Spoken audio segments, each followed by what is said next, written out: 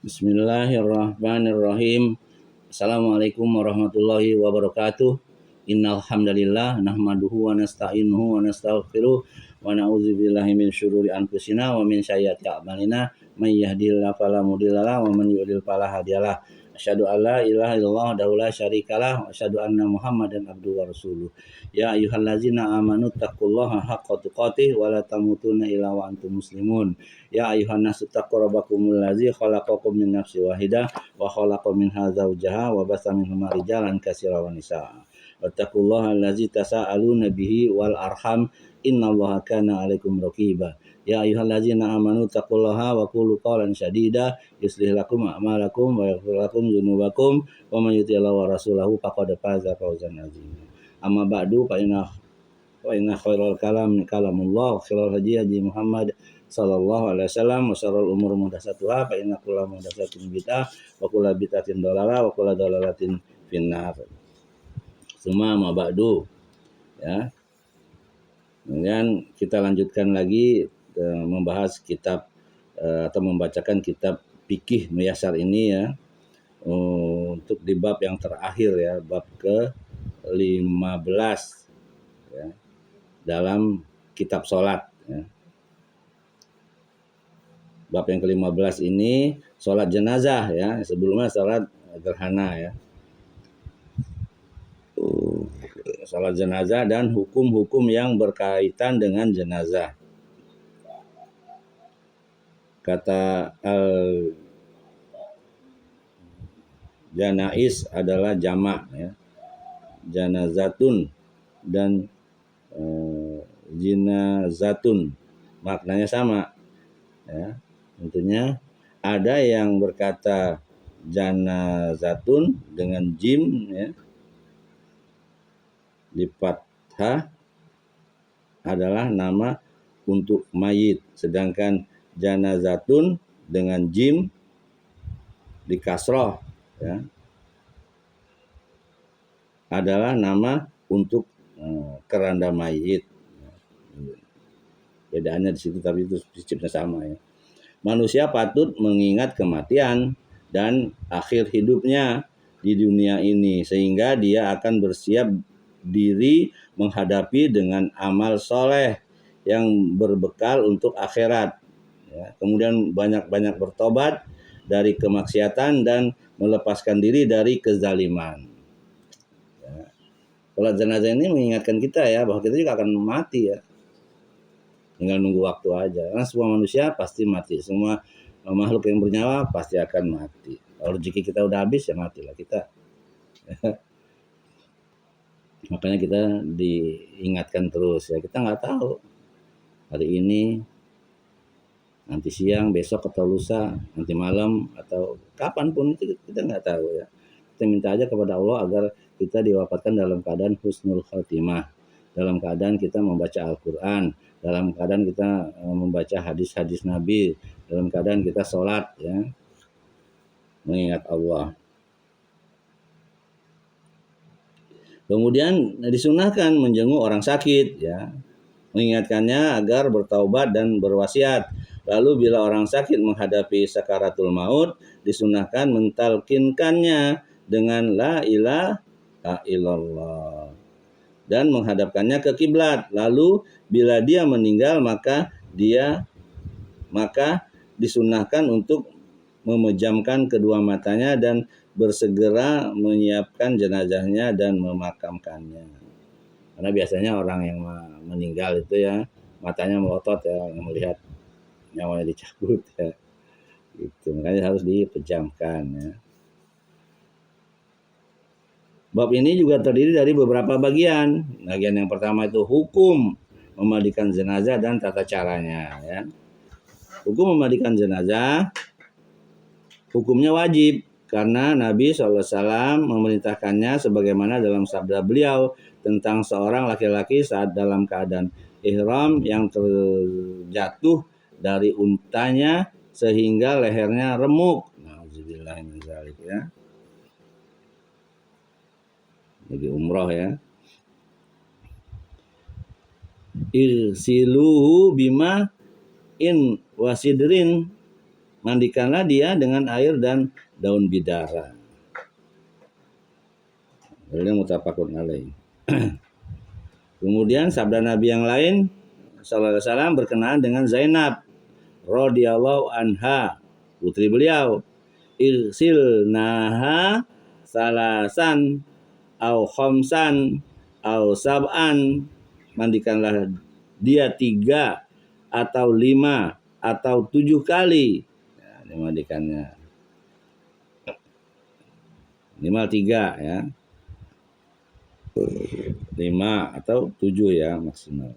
Hukum memandikan jenazah adalah fardu kifayah menurut ijma ulama. Artinya kalau sudah ada yang memandikan ya udah cukup ya.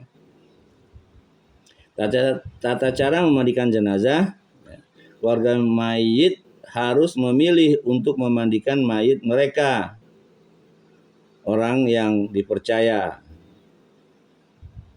adil, syahih, benar berarti ya, dan mengetahui hukum-hukum memandikan. Dalam memandikan ini penerima wasiat dari mayit untuk memandikannya didahulukan, kemudian kerabat mayit yang paling dekat, kemudian yang lebih dekat ya.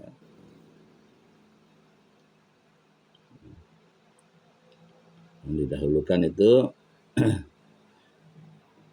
yang menerima wasiat ya, untuk dari mayit ya, untuk memandikan. Lalu kemudian itu kerabat mayit ya, yang paling dekat, kemudian yang lebih dekat lagi dari pada setelahnya, seperti bapak misalnya, kakek, anak bila mereka mengetahui hukum-hukum memandikan, dan bila tidak mengetahui maka didahulukanlah selain mereka dari kalangan yang mengetahui tentang memandikan mayit. Ya, jadi memandikan juga harus tahu hukumnya, harus tahu dalilnya, harus tahu caranya.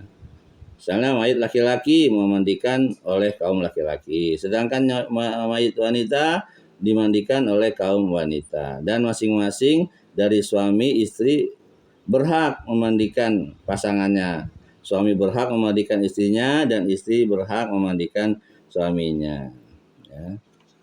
Mudah-mudahan aku diwafatkan dalam keadaan husnul khotimah ya. Setiap kaum laki-laki dan wanita boleh memandikan anak-anak yang berumur di bawah 7 tahun. Ya. Ini belum balik ya, boleh ya. Seorang muslim laki-laki atau wanita tidak boleh memandikan orang kafir, tidak juga membawa dan mengkafani jenazahnya, serta tidak boleh juga mensolatkannya sekalipun kerabat dekatnya seperti bapak atau ibunya. Air yang digunakan untuk memandikan mayit harus air yang suci, menyucikan dan mubah, dan hendaklah memandikan mayit di tempat yang tertutup. Tidak patut hadir orang-orang yang tidak berkaitan dengan memandikan mayit. Jadi hanya petugas saja ya. Cara memandikan mayit ya, meletakkan mayit di bangku yang digunakan untuk memandikan, kemudian menutup auratnya dengan kain lebar, kemudian melepas pakaiannya ya, lepas pakaiannya, menutupinya dari pandangan mata dengan meletakkannya di kamar atau ruang tertutup lainnya. Kemudian orang yang memandikannya mengangkat kepala mayit ya, diangkat kepala mayitnya mendekati posisi duduknya. Kemudian mengurutkan tangannya ke perut mayit dan memijat ringan untuk mengeluarkan sisa kotoran di perut mayit. Ya. Kemudian membersihkan 2 jalan kotoran dan menceboki mayit. Ya, setelah diurut ya, cebokin ya, bersih. Membasuh najis yang keluar dari 2 jalan dengan cara membalut tangannya dengan kain ya.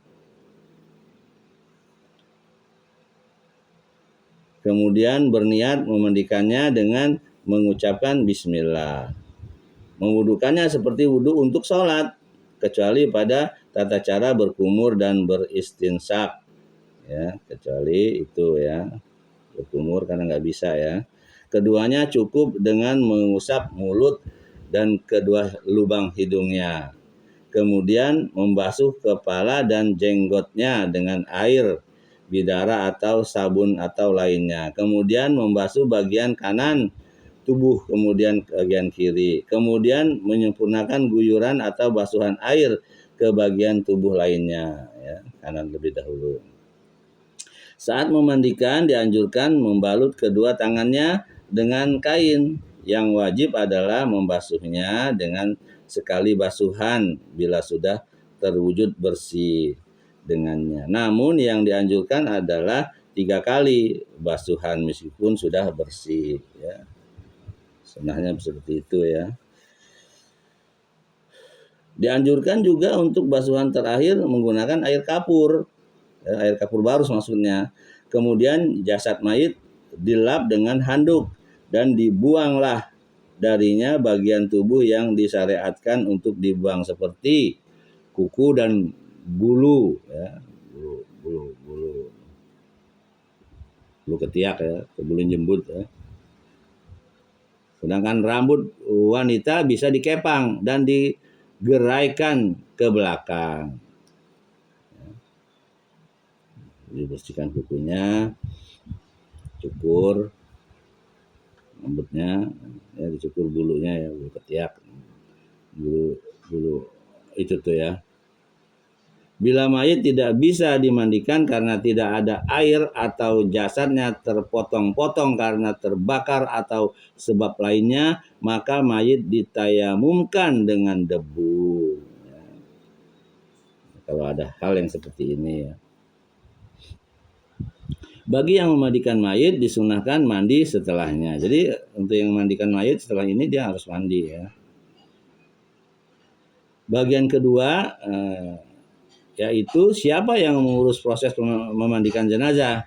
Yang lebih utama hendaklah yang mengurusi proses memandikan mayit, ya, adalah orang yang paling mengetahui sunnah memandikan dari kalangan orang-orang yang terpercaya, amanah, ya, adil, khusus bila dia berasal dari keluarga dan kerabat mayit, karena orang-orang yang memandikan Nabi SAW adalah dari keluarga beliau seperti Ali radhiyallahu anhu dan lainnya, ya, diriwayatkan oleh Ibnu Majah nomor 1467, disahihkan oleh Al-Albani. Orang yang paling berhak memandikan mayit adalah penerima wasiat yang diberi wasiat untuk memandikannya, kemudian bapaknya, ya, bapaknya, kemudian kakeknya, kemudian kerabat laki-lakinya yang paling dekat, lalu kerabat lelaki yang lebih dekat, ya, daripada setelahnya. Kemudian keluarga dari kalangan zaul arham, ya, yaitu semua kerabat yang tidak mendapatkan bagian warisan yang ditentukan fard, ya, dan tidak pula mendapatkan bagian asobah, ya. Yang mengurus proses memandikan mayit laki-laki wajib kaum laki-laki, dan yang mengurus proses memandikan mayit perempuan wajib kaum perempuan. Dan suami istri dikecualikan dari ketentuan tersebut karena masing-masing dari keduanya berhak memandikan yang lain berdasarkan hadis Aisyah radhiyallahu anha. Lau kuntus taqbaltu min amri mastadbartu ma ghassalan nabiyyu sallallahu alaihi wasallam ghairu nisaihi. Seandainya aku tahu perkaraku di awalnya, yang aku ketahui di akhirnya, niscaya tidak ada yang memandikan Nabi SAW selain istri-istri beliau. Diriwayatkan oleh Abu Daud, ya. nomor 3215 dan Ibnu Majah nomor 1464 dihasankan oleh Al-Albani dalam Irwa Al-Ghalil nomor 702. Kemudian juga Nabi bersabda kepada Aisyah, lau muti qablil lau muti qabli laghassal tuki wa kafantuk, ya. Kalau kamu mati sebelumku, niscaya aku benar-benar akan memandikanmu dan mengkafanimu. Ya. Perkataan kepada Aisyah, ternyata Nabi duluan ya. Asma binti Umais radhiyallahu anha memandikan suaminya Abu Bakar As-Siddiq. Ya. Jadi Asma binti Umais ini adalah istrinya Abu Bakar ya. Sedangkan orang yang mati syahid karena perang tidak dimandikan karena Nabi SAW ya. Amara biqatla Uhudin ayyud fanu fi thiyabihim walam yughassalu walam yusalla alaihim. Nabi memerintahkan agar para syuhada Uhud dimakamkan dengan mengenakan baju-baju mereka dan mereka tidak dimandikan dan tidak disolatkan. Orang yang mati syahid ya. Dan mereka tidak dimandikan dan tidak disolatkan. Langsung dikubur ya. Demikian pula mereka tidak perlu dikafani dan tidak perlu disolatkan. Akan tetapi mereka langsung dikubur dengan pakaian mereka sebagaimana dalam hadis di atas. Janin yang gugur yaitu janin yang lahir dari perut ibunya sebelum waktunya. Laki-laki atau wanita bila sudah mencapai umur 4 bulan maka harus dimandikan, dikafani dan disolatkan. Karena janin setelah 4 bulan telah menjadi manusia. Ya, setelah 4 bulan, kalau sebelum nggak perlu. Bagian yang ketiga, hukum mengkafani ya, dan tata caranya. Mengkafani mayit hukumnya wajib berdasarkan sabda Nabi SAW tentang seorang laki-laki yang berikhram yang jatuh dari untanya. Ya, sudah berlalu ya. Wakaf binuhu bi saubain, kafanilah dia dengan mengenakan 2 helai kain. Yang wajib adalah menutup seluruh tubuh, lalu bila tidak didapatkan kain yang dapat menutupi seluruh tubuh kecuali baju pendek yang tidak cukup untuk seluruh badan, maka kepalanya ditutup sedangkan kakinya ditutup dengan pohon izkir berdasarkan ucapan Khobab tentang kisah mengkafani Mus'ab bin Umair radhiyallahu anhum ya. Fa amaronan Nabiyyu sallallahu alaihi wasallam an nughtiya ra'sahu wa an naj'ala ala rijlaihi minal izkhiri. Maka Nabi SAW memerintahkan kami agar menutup kepalanya dan meletakkan di atas kedua kakinya agar tertutup dengan pohon izkir. Dalilnya muttafaqun alaih ya. Diriwayatkan oleh Bukhari dan Muslim. Ya, izkir ini maksudnya jenis tumbuhan ilalang ya. Baunya wangi. Biasa digunakan untuk atap rumah yang diletakkan di atas kayu. Zaman dulu kita nggak pakai genteng ya, pakai ilalang gitu ya. Ya, itu sekitar tahun 60-an, 50-an lah ya.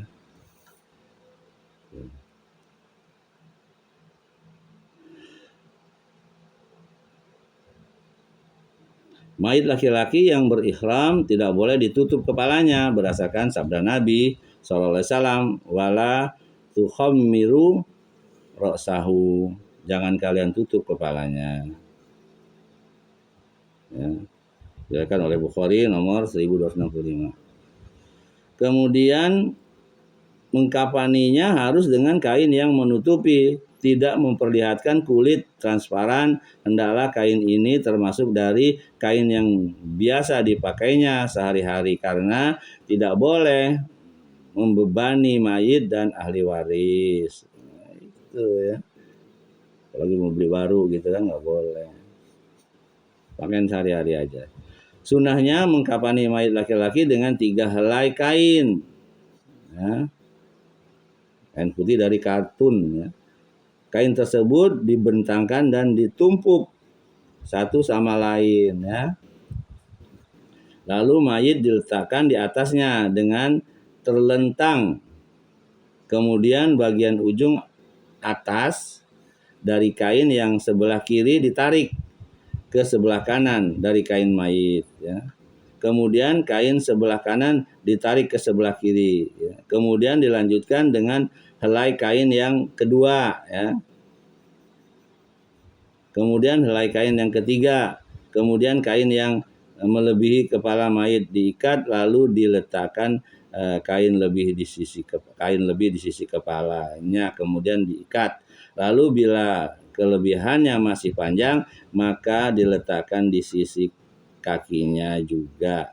Lalu diikat karena ikatan itu lebih menguatkan kapan berdasarkan ucapan Aisyah radhiyallahu anha. Kufina Rasulullah sallallahu alaihi wasallam bi salasati aswabin bidin suhu liyatin jududin yama niyata.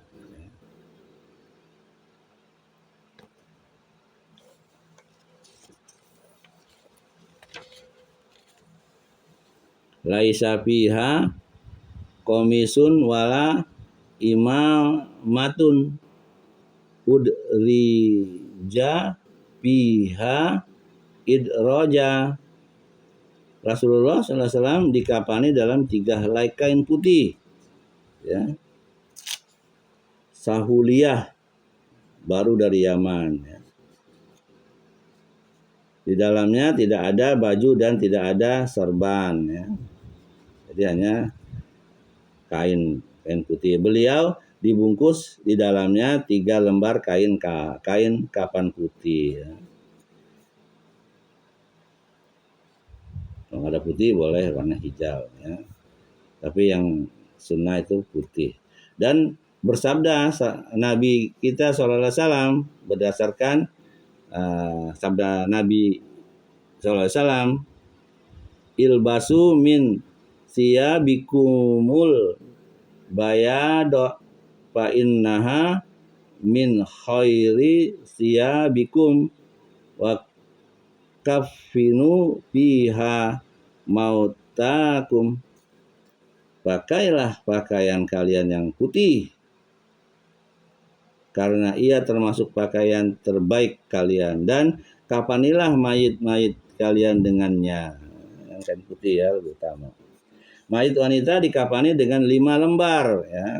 Wanita dikafani dengan 5 lembar kain katun terdiri dari kain sarung, ya, kerudung, baju, kayak baju ya kalau wanita, dan 2 lembar kain panjang. Anak laki-laki cukup 1 helai dan boleh juga dibungkus dengan 3 helai kain. Sedangkan anak perempuan dikafani dengan 1 baju dan 2 helai kain. Anak-anak ya, perempuan. Bagian yang keempat, hukum sholat jenazah dan dalilnya ya. Hukum sholat jenazah adalah fardu kifayah. Bila sebagian kaum muslimin melaksanakannya, maka gugurlah dosa dari orang yang lain. Dalilnya adalah sabda Nabi SAW untuk mayit laki-laki yang memikul tanggungan hutang. Sallu ala sahibikum, salatkanlah rekan kalian itu. Jadi kalau sahabat punya utang, Nabi nggak mau nyolatinnya ya, kecuali ada yang mau bayar ya, bayarin utang baru Nabi sholatin. Tapi kalau dia belum, nggak ada yang nanggung atau belum bayar, nanti keluarganya yang bayar ya, Nabi menyuruh para sahabatnya ya. Itu Itu diriwayatkan oleh Muslim, nomornya 1019. Dan sabda Nabi SAW saat An-Najasi wafat, inna akhon lakum qad mata fakumu fasollu alaihi. Sesungguhnya seorang saudara kalian telah wafat, maka berdirilah dan sholatkanlah dia. Itu bagian yang keempat. Bagian yang kelima, syarat, rukun, dan sunnah sholat jenazah. Syarat-syarat sholat jenazah ya adalah sebagai berikut ya. Pertama, niat taklif. Niat tentunya di dalam hati ya. Taklif menghadap kiblat, menutup aurat, bebas dari najis, artinya dia harus suci ya, wudhu. Karena sholat ini termasuk dari sholat-sholat yang lainnya. Dihadirkannya mayit di hadapan orang yang mensolatinya bila mayitnya berada di dalam negeri Islam ya, orang yang dalam negeri tapi Islam, orang yang sholat dan mayit yang disolati keduanya sama-sama dalam keadaan suci sekalipun dengan tayamum karena adanya suatu uzur. Itu syaratnya. Kemudian rukun sholat jenazah ya. Yang pertama itu berdiri bagi siapa yang mampu berdiri ketika melaksanakan sholat fardu itu ya, sholat fardu berdiri. Karena sholat jenazah adalah sholat yang diwajibkan berdiri dalam menjalankannya seperti sholat fardu. Kedua, 4 takbir. Karena Nabi SAW bertakbir 4 kali saat mensolatkan An-Najasi. Ketiga, membaca Al-Fatihah berdasarkan keumuman hadis. La solatan liman lam yaqra bi ummil Quran ya. Tidak ada sholat bagi siapa yang tidak membaca Ummul Quran, maksudnya Al-Fatihah tadi ya. Keempat ya,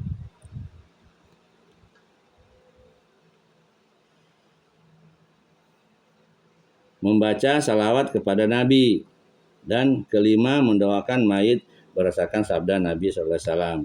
Iza shallaitum alal mayyiti wa akhlisu lahu ad-du'a. Bila kalian mensolatkan mayit, maka ikhlaskanlah doa baginya. Karena mengucapkan salam berdasarkan keumuman hadis. Wa tahliluhal ya, wa tahliluhat taslim. Dan yang menghalalkannya, penutupnya adalah ucapan salam. Yang ketujuh, berurutan dalam menjalankan rukun sehingga tidak boleh mendahulukan satu rukun atas rukun yang lainnya. Ya, tadi rukunnya yang pertama itu berdiri bagi siapa yang mampu berdiri ketika melaksanakan sholat fardu ya. Berdiri karena sholat jenazah adalah sholat yang diwajibkan berdiri dalam menjalankannya seperti sholat fardu ya. Yang kedua itu 4 takbir ya, karena Nabi SAW bertakbir 4 kali ya. Allahu Akbar, Allahu Akbar ya. Yang ketiga itu membaca Al-Fatihah ya. Takbir baru Al-Fatihah ya. Setelah takbir 4 kali ya.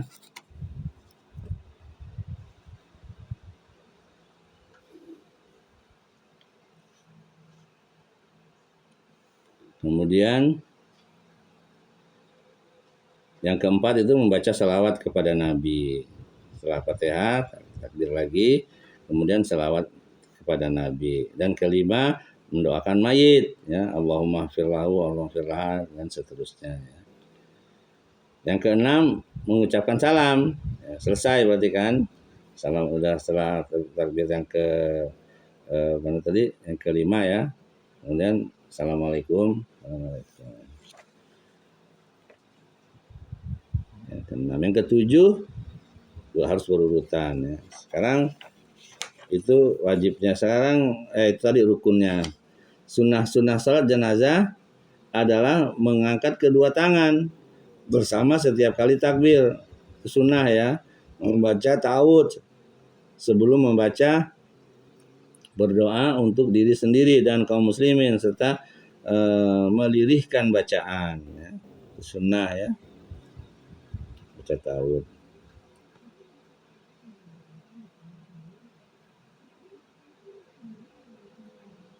Boleh ya pada saat kita membaca Al-Fatihah itu baca ta'awudz, auzubillahi minasyaitonir rajim, bismillahirrahmanirrahim, alhamdulillah dan seterusnya. Bagian yang keenam, waktu sholat jenazah, keutamaan dan tata caranya. Waktu sholat jenazah, waktu mensolatkan jenazah dimulai sesudah jenazah dimandikan, dikafani dan disiapkan bila dia hadir, atau saat sampainya berita kematiannya bila dia gaib, tidak hadir ya. Gaib itu tidak hadir. Keutamaan sholat jenazah, Nabi SAW bersabda, man syahidal janazata hatta yusolli alaiha falahu qiratun ya. Wa man syahidaha hatta tatfana falahu qiratan kil ya. Kila wa mal qiratan qala mislul jabalain al-ghazimain.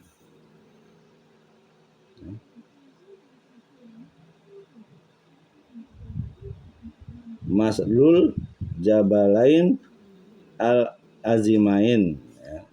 Barang siapa menghadiri jenazah sampai ia disolatkan, maka dia mendapatkan pahala 1 qirat ya. Barang siapa menghadiri jenazah sampai disolatkan, barang siapa menghadirinya sampai dimakamkan atau dikubur, maka dia mendapatkan 2 qirat. Ditanyakan kepada beliau, apa itu 2 qirat? Beliau menjawab, seperti 2 gunung besar, gunung Uhud ya. Itu sunnahnya. Sekarang waktu sholat udah, kemudian tata cara sholat jenazah. Imam dan orang yang mensolatkan sendirian berdiri sejajar dengan kepala mayit ya, kepala mayit laki-laki ya, sejajar, dan perut mayit wanita, kalau wanita di perutnya. Karena hal ini diriwayatkan secara sahih dari perbuatan Nabi SAW sebagaimana yang diriwayatkan oleh Anas radhiyallahu anhu. Kemudian bertakbiratul ihram ya. Akbar, membaca ta'awudz, auzubillahi minasyaitonir rajim sesudahnya, kemudian membaca basmalah, kemudian membaca Al-Fatihah dengan sir ya, akan dijaharkan. Sekalipun sholat dilakukan di malam hari, kemudian bertakbir dan membaca salawat kepada Nabi.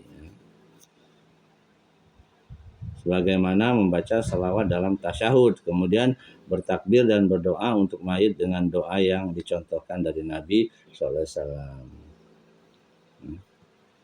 Allahumma fir li hayyina wa mayyitina wa syahidina wa ghaibina wa saghirina wa kabirina wa zakarina wa unsana. Allahumma man ahyaitahu minna fa ahyihi alal islam wa man tawaffaitahu minna fatawaffahu alal iman.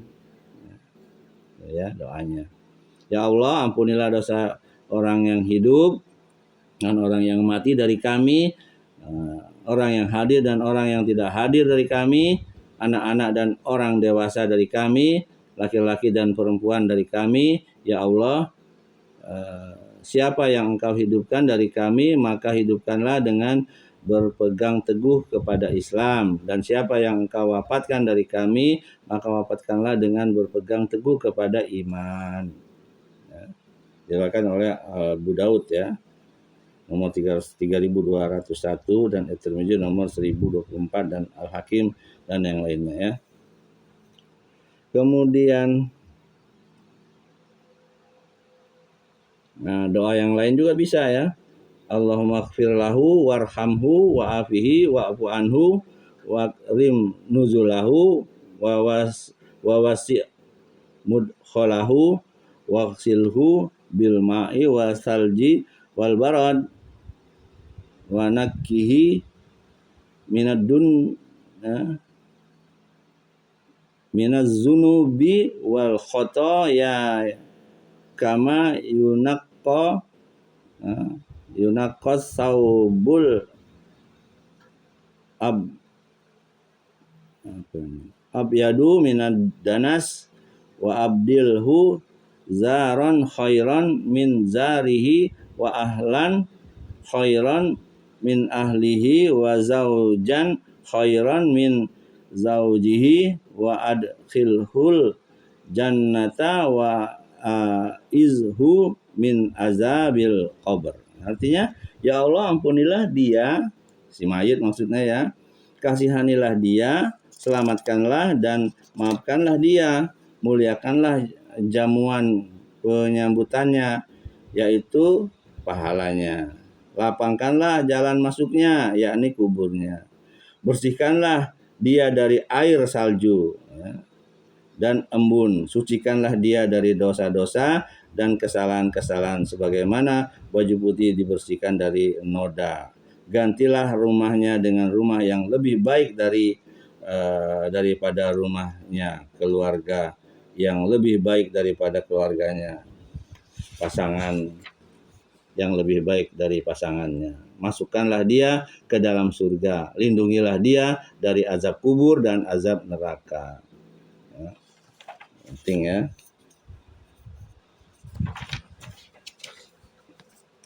Bila mayit anak-anak, maka hendaklah membaca doa Allahumma ja'alhu salapan lawi lidaihi wa faratan wa ajran. Ya Allah, jadikanlah dia sebagai pendahulu bagi kedua orang tuanya, simpanan amal yang mendahului dan pahala. Kemudian bertakbir dan berdiam sejenak, ya. Dan bila mengucapkan doa yang mudah baginya, maka itu bagus. Misalnya mengucapkan Allahumma la tahrimna ajrahu wa la taftinna ba'dahu. Ya Allah, jangan engkau halangi kami dari pahalanya dan janganlah engkau menimpakan fitnah pada kami sesudah. Diriwayatkan oleh Malik ya dalam Al-Muwatta dan yang lainnya ya.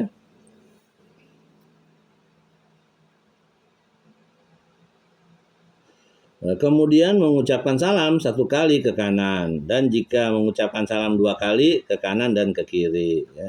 Satu kali cukup atau dua kali ke kanan. Maka tidak mengapa barang siapa ditinggal sebagian rukun sholat, maka dia masuk sholat bersama imam. Lalu bila imam mengucapkan salam, maka dia mengkodok rukun yang tertinggal sesuai dengan sifatnya. Barang siapa tertinggal sholat sebelum pemakaman, maka dia boleh mensolatkannya di atas kuburnya, yang berdasarkan perbuatan Nabi SAW yang sholat di atas kubur pada kisah seorang wanita yang bisa menyapu masjid. Ya, ada satu kisah, ada seorang nenek-nenek, orang perempuan, dia sering membersihkan masjid Madinah. Tiba-tiba udah lama nggak pernah ketemu lagi, maka Nabi bertanya kepada para sahabat, Nabi nggak tahu kalau dia sudah meninggal, kenapa kamu tidak mengabarkan kepada saya? Mari kita ke sana, katanya. Sholatlah Nabi di kuburan tersebut. Ya. Itu sholat jenazah ya, mendoakan.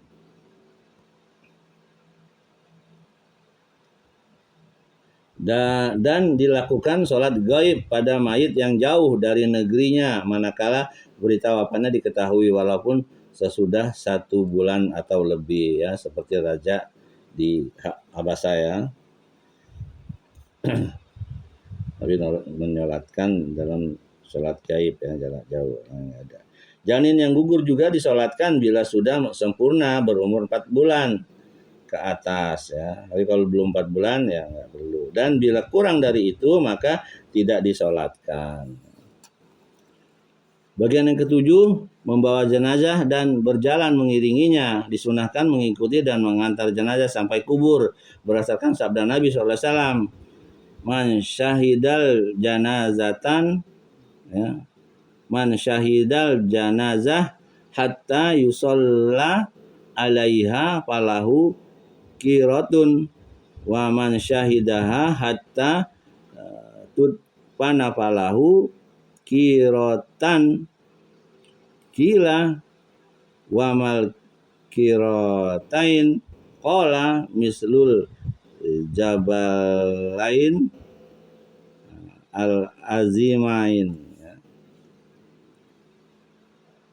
Barang siapa menghadiri jenazah sampai disolatkan maka mendapatkan pahala 1 kirot. Barang siapa menghadirinya sampai dimakamkan maka mendapatkan pahala 2 kirot. Ditanya kepada beliau, apa itu 2 kirot? Itu Nabi menjawab seperti 2 gunung besar. Ada yang mengatakan gunung Uhud ya. Tapi sini tidak disebutkan, gunung besar aja pokoknya dah. Saat seorang muslim mengetahui kematian seorang muslim lainnya, seharusnya dia keluar membawa jenazahnya, mensolatkannya dan memakamkannya berdasarkan sabda Nabi SAW.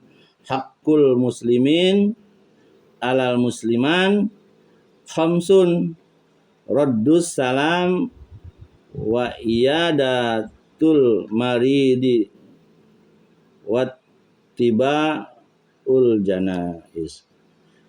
Hak muslim atas muslim lainnya ada 5.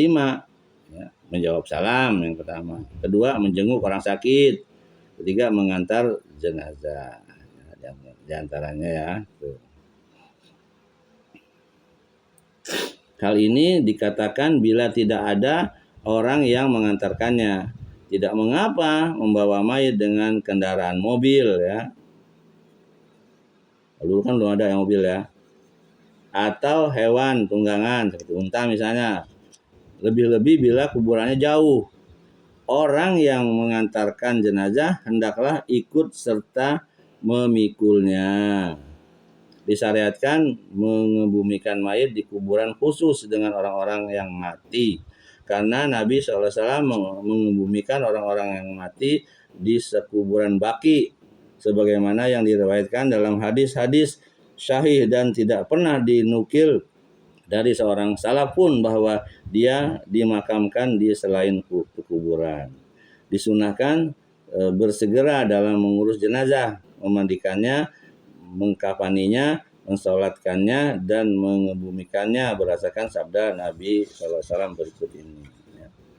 Jadi yang sunnah itu dikubur pada kuburan yang benar ya, pemakaman, bukan di samping rumah, depan rumah atau lagi di belakang rumah ya.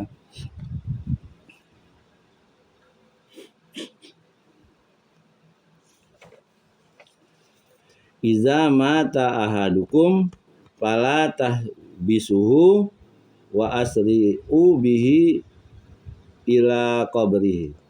Bila salah seorang di antara kalian meninggal, maka jangan menahannya dan percepatlah membawanya ke kuburan. Ya.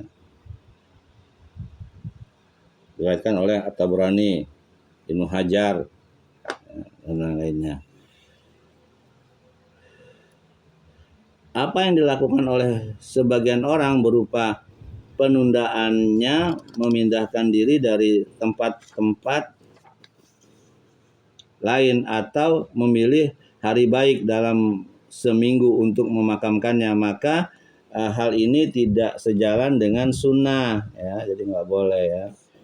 Saat membawanya ke kubur juga disunahkan untuk mempercepat langkah berdasarkan sabda Nabi berikut ya. Asri'u bil janazah fa in taku lihatan wa khairun tuqaddimunaha ilaih wa in taku siwa zalika fasyarrun tad'unahu an riqabikum. Percepatlah dalam membawa jenazah bila dia seorang yang saleh, maka itu adalah kebaikan. Masya Allah. Dan kalian menyegerakan untuknya, dan bila selain itu maka ia adalah keburukan yang kalian lepas dari pundak kalian. Jadi kalau segera di kuburan orang soleh, dia akan mendapatkannya itu. Tapi kalau orang itu keburukan, Anda terlepas dari keburukannya dia, ya, ayat tersebut maksudnya ya. Namun mempercepat di sini tidak menjadi cepat yang sangat berlari, akan tetapi ukuran kecepatannya lebih pelan daripada jalan cepat. Sebagaimana yang dipilih oleh sebagian ulama, orang-orang yang membawa jenazah harus tenang dan khusyuk, tidak mengangkat suara apapun, apalagi mengucapkan la ilaha illallah, nggak boleh ya. Tidak membaca Al-Quran atau lainnya, karena tidak ada satu riwayat pun tentang hal tersebut dari Nabi SAW. Barang siapa yang melakukannya maka dia menyelisih sunnah. Itu kan. Apalagi baca ayat kursi, Al-Baqarah, Fatihah, macam-macam ya. Kita bawa dengan tenang ya. Potongnya nggak usah diucapkan la ilaha illallah. Ya. Wanita tidak boleh mengantarkan jenazah berdasarkan hadis Ummu Atiyah radhiyallahu anha. Ya. Nuhina anit tiba il janaiz. Kami dilarang mengantarkan jenazah. Hadisnya mutafaqun alaih. Ya,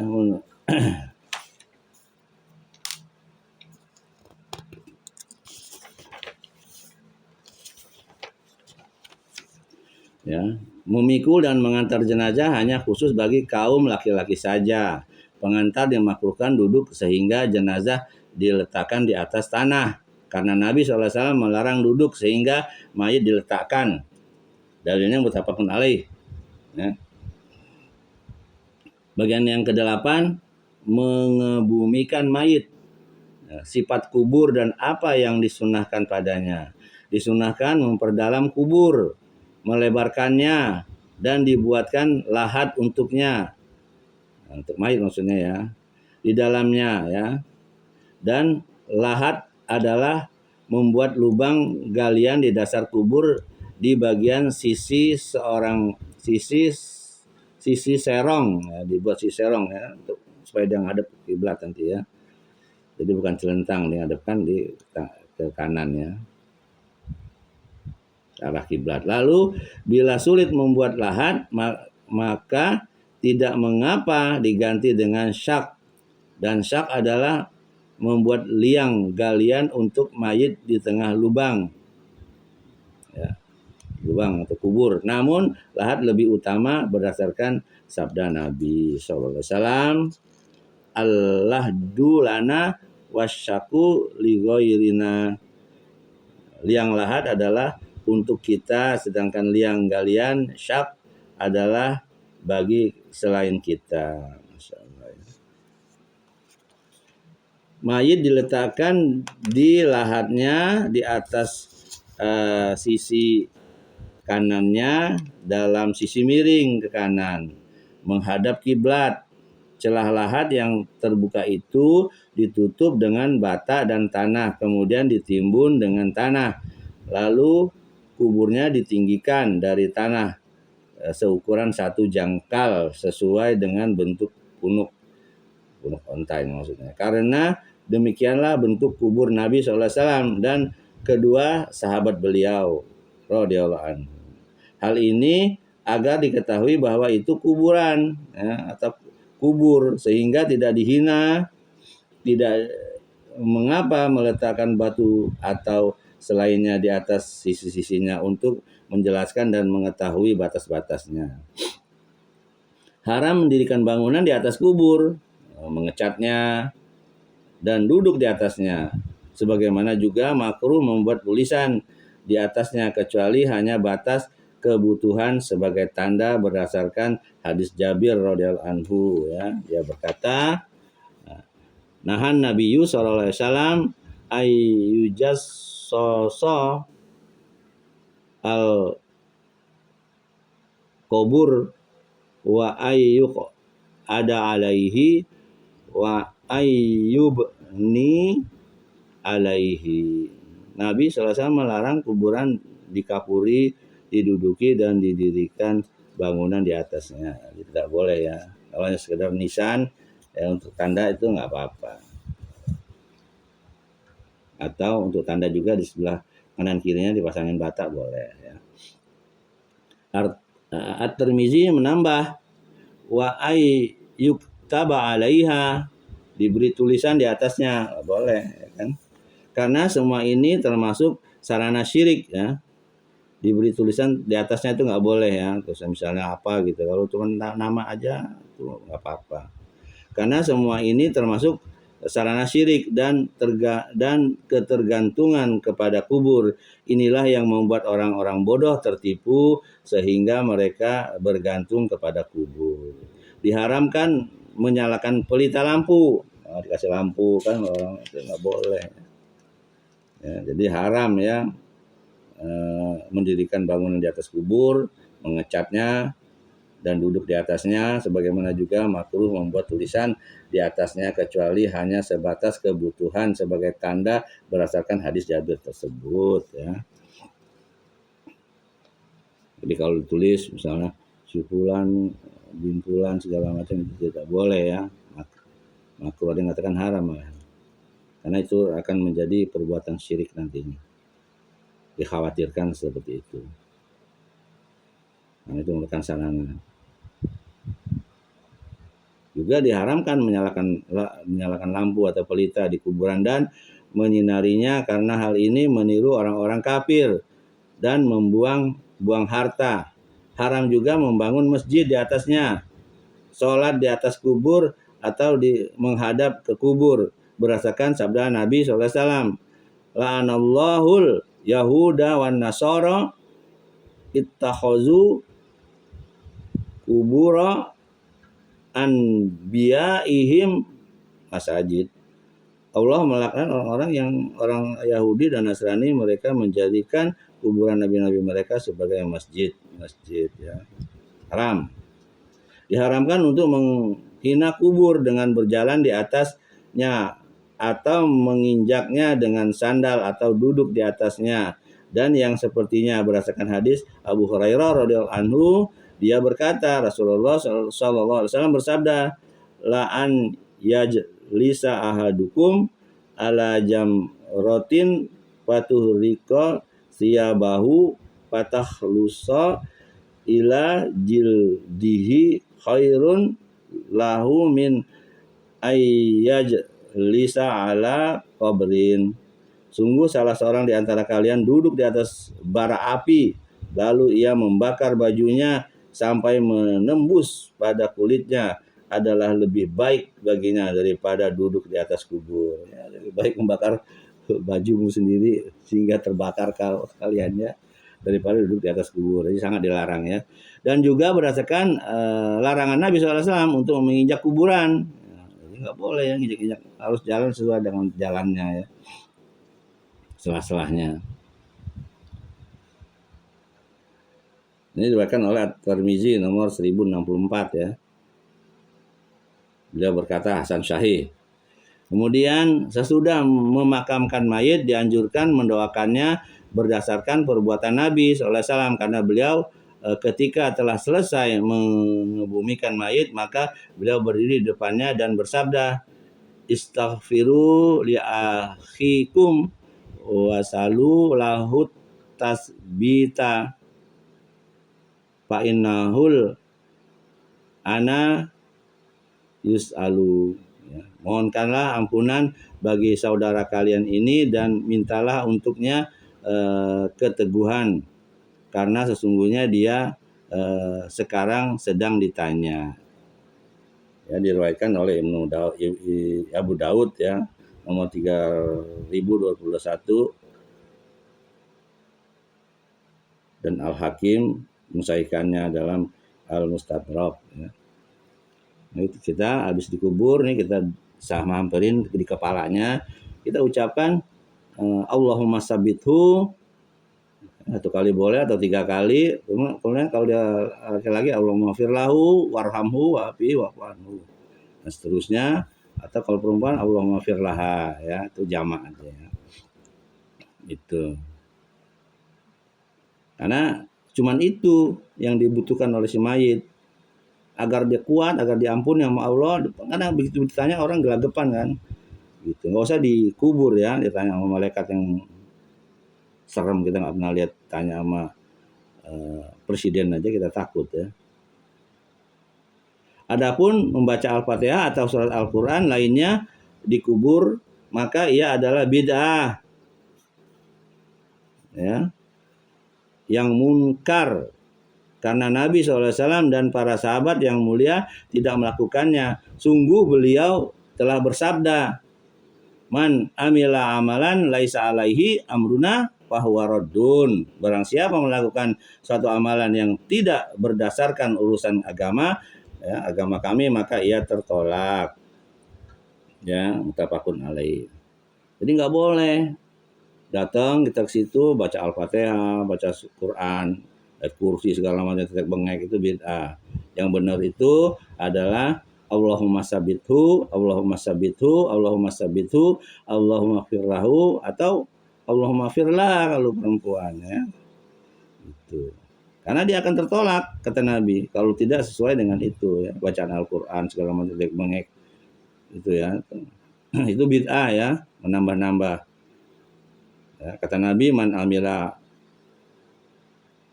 amalan laisa alaihi amruna fahuwa raddun ya. Barang siapa yang melakukan suatu amalan yang tidak berdasarkan urusan agama kami, maka ia tertolak. Itulah bagian ke-8 ya.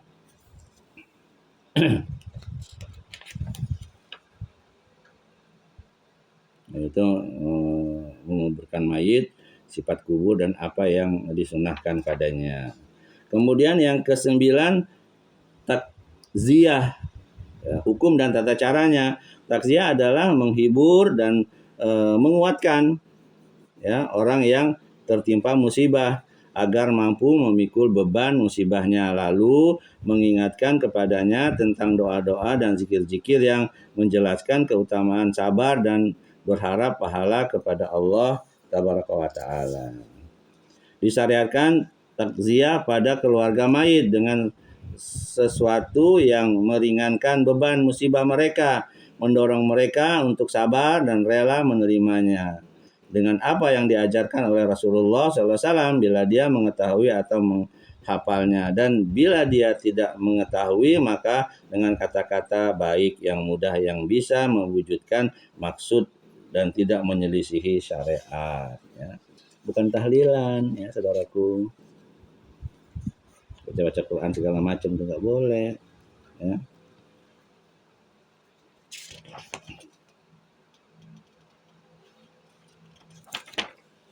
Ya, dari Usamah bin Zaid radhiyallahu anhuma, dia berkata, kunna indan nabiyyi sallallahu alaihi wasallam wa arsalat ilaihi ihda banatihi tad'uhu wa tukhbiruhu anna sabiyan laha awibnan laha fil mauti faqala lir rasul arji ilaiha fa akhbirha inna lillahi ma akhaza wa lahu ma a'ta wa kullu syai'in indahu bi ajalin musamman.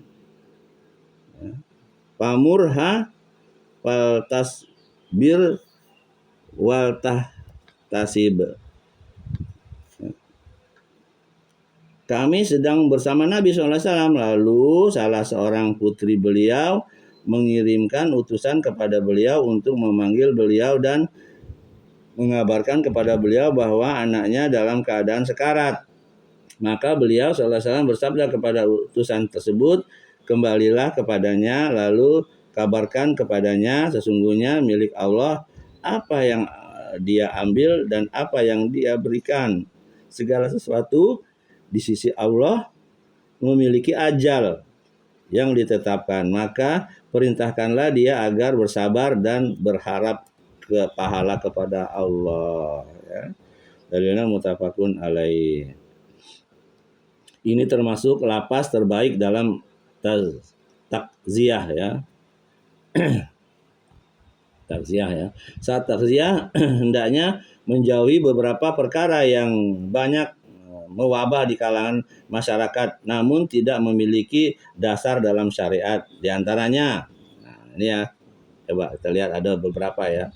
Yang pertama itu berkumpul untuk takziah di tempat tertentu dengan menghadirkan kursi, penerangan dan para pembaca Al-Quran. Nah, ini tidak boleh ya. Dua, keluarga mayit membuat makanan selama masa berduka untuk menjamu orang-orang yang bertakziah berdasarkan hadis Jarir al-Bajali radhiyallahu anhu.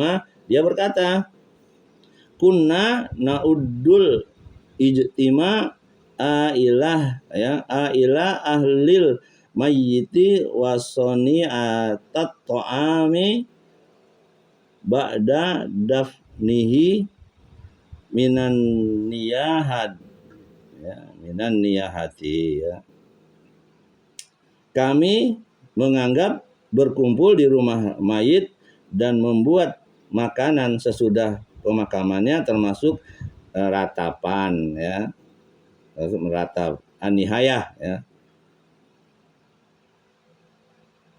dapnihi minan niyahah nihayah ya.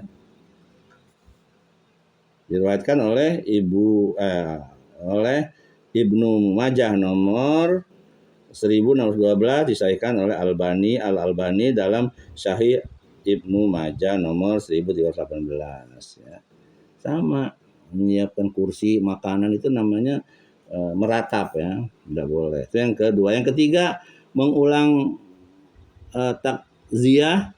Sebagian orang pergi ke rumah keluarga mayit lebih dari sekali dan bertakziah untuk mereka. Nah, ini juga nggak boleh ya. Cukup sekali saja. Sementara pada hukum asalnya takziah itu cukup sekali. Namun bila tujuan berulang-ulang takziah adalah mengingatkan dan mengajak untuk tetap bersabar, menerima ketetapan Allah dan takdirnya, maka tidak mengapa. Tapi yang utama itu sekali ya. Tapi kalau yang kedua ketiga misalnya untuk menguatkan ya karena kerabat masih dibolehkan. Berbeda bila tujuannya bukan untuk ini, maka ia tidak patut dilakukan karena hal ini tidak diriwayatkan dari Nabi SAW dan para sahabat.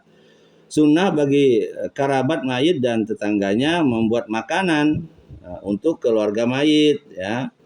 Bukan kita makan-makan sama dia ya, memberatkan.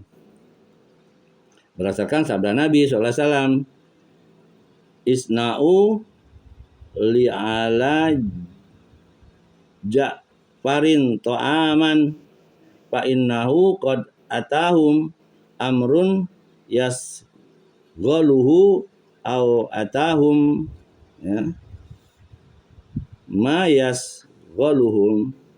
Buatlah makanan untuk keluarga Ja'far. Sini dijelaskan ya. Karena sesungguhnya mereka telah didatangi perkara yang menyibukkan mereka atau mereka kedatangan apa yang menyibukkan mereka. Kita sibuk dengan kematian ya, tidak sempat masak. Maka kita dianjurkan untuk memasakkan keluarga ya. Tidak apa-apa menangis dan berduka atas mayit ya. Nangis yang wajar ya, namanya kehilangan, nggak apa-apa. Tapi kalau nangis meraung-raung sampai merobek-robek baju itu dilarang. Hal ini sering kali terjadi ya, yaitu kesedihan yang didorong oleh tabiat manusiawi tanpa memaksakan diri. Sungguh Nabi SAW telah menangis atas kematian putranya ya, Ibrahim saat wafat.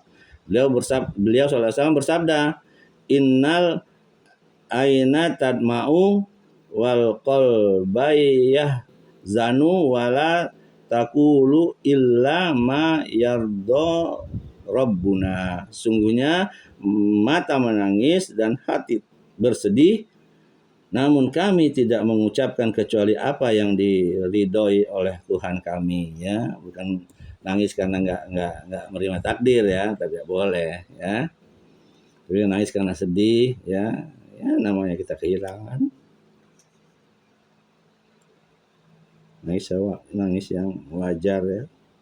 Seperti Nabi kehilangan anaknya Ibrahim ya, dia menangis tetap gitu.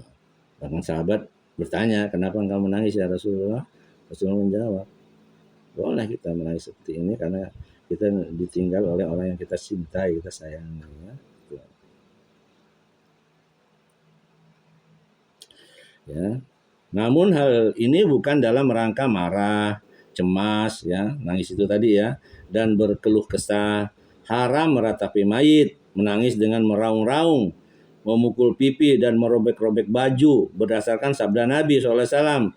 Laisa minna man latomal hududa wa syaqqal juyuba wada'a bidak wal jahiliyah. Jadi menurut jahiliyah ya. Bukan termasuk golongan kami siapa yang menampar pipi, merobek-robek baju ya.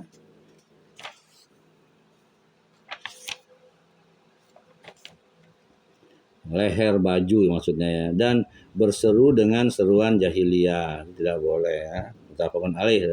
Misalnya dengan berseru celaka, sial dan yang sepertinya berdasarkan sabda Nabi SAW, anna ihatu izalam tatub qabla mautiha tuqamu yaumal qiyamati wa alaiha sirbalun min qatira nin wadir min jarobin.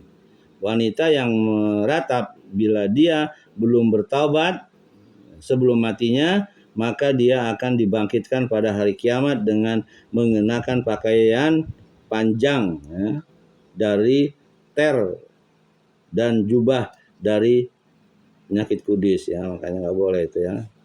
Ada soalnya wanita seperti itu ya di zaman Nabi. Itu.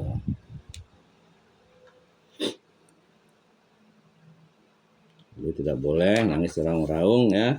Itu saja yang bisa saya sampaikan ya. Apa yang benar itu datang dari Allah, apa yang salah itu datang dari diri saya sendiri. Saya mohon ampun kepada Allah, mohon maaf kepada antum semua. Ya, kita berdoa agar diwafatkan dalam keadaan husnul khotimah. Subhanakallah bihamdik, asyhadu an la ilaha illa anta, astaghfiruka wa atubu ilaik. Assalamualaikum warahmatullahi wabarakatuh.